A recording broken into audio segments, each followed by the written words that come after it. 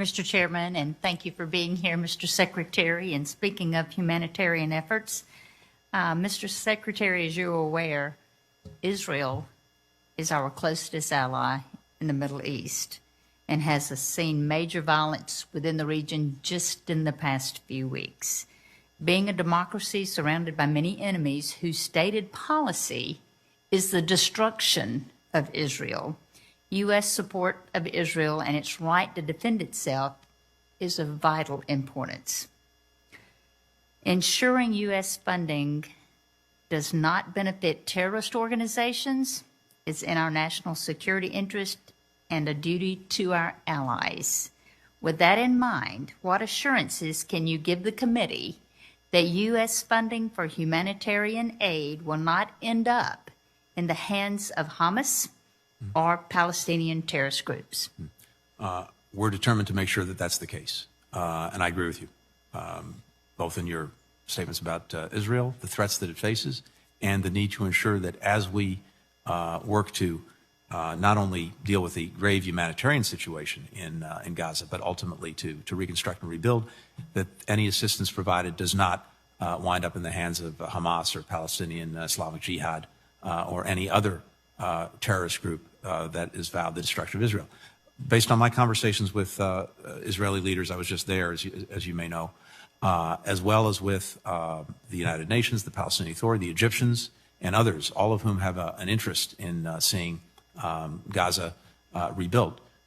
We believe that we can put in place the right process, the right mechanism, the right oversight to ensure that funds used to rebuild, taxpayer funds in our case, would not go to Hamas. And by the way, I think it's critical for another reason. It's hard to ask other countries to make these investments as well in potentially rebuilding Gaza if everything that is rebuilt is going to be lost again in the future because of Hamas's actions. So I think everyone has a stake in this, and based on the conversations that I've had, I think we're convinced we can put in place the right kind of mechanism to do it. Thank you for that answer. And also, I'm deeply concerned by President Biden's decision to eliminate Protect Life and Global Health Assistance. This life-saving policy protected taxpayer dollars from subsidizing foreign NGOs that perform or actively promote abortions overseas, such as the International Planned Parenthood and Marie Stopes International. Your budget would funnel even more taxpayer dollars to these organizations by increasing the slush fund for international family planning, reproductive health by $8.7 million. Promoting abortion in poor developing nations, especially when those nations have pro-life laws in place right now, harms the most vulnerable and undermines the goodwill we seek to do with global health assistance. Do you believe it is appropriate to force the American taxpayers to fund the global abortion industry by funneling millions of dollars more to a slush fund that benefits Planned Parenthood internationally?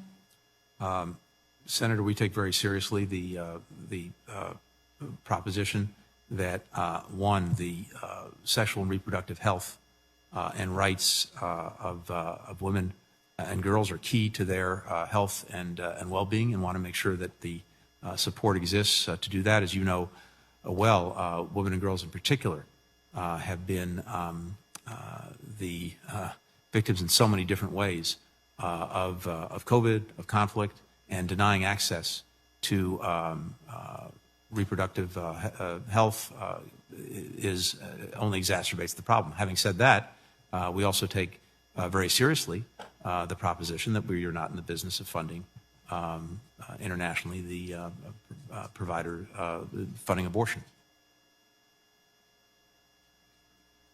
Well, that is a great concern that my state has, and I think a lot of organizations can certainly speak to that as well. And I do want to be associated with Senator Kennedy's remarks of now is the time for Americans to shine, that we have developed this vaccine in record speed that is just the most phenomenal health care that I can possibly think of, and I do want to be associated with those remarks.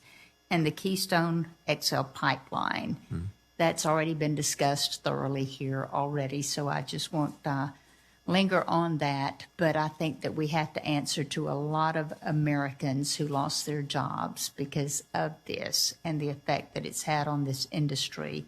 And it's hard for me to go home and look at them and explain to them why that they lost their jobs. So I just wanted to make that point. Thank you very much, Mr. Chairman. And I would note, and I appreciate the comment